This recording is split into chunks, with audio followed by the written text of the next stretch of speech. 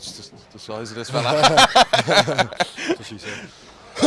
Niall McGrath here, post-fight at the 3 Arena for SevereMMA.com with a victorious Karl Moore, the new Cage Warriors light heavyweight world champion. How does that feel?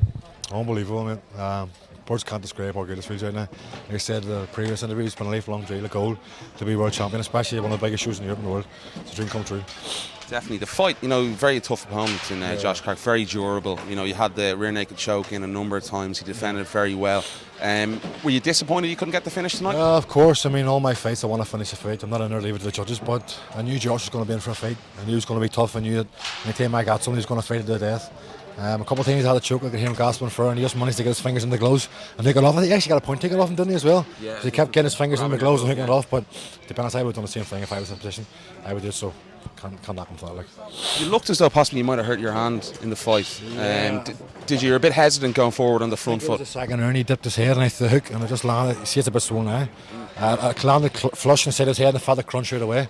And getting the third and fourth round, I think I hit him an uppercut and I felt the swell up again. So it's just a bit hesitant to throw it, but I have to keep throwing it. Can't let it know I'm hurt.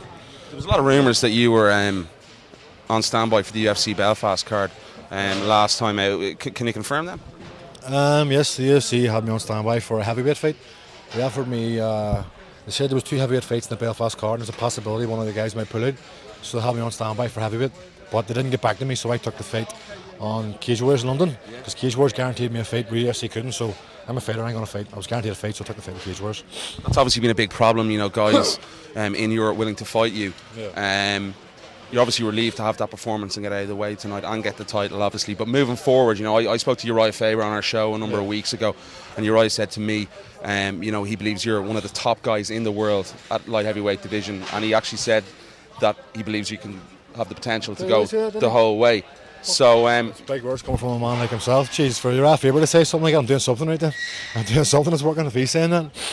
Fuck, I didn't realise he said it, didn't he? Yeah, he said that to us a couple of weeks ago, yeah. So, what's next for you? Is it, is the big show Paul Craig's next? I know you got caught against Paul Craig.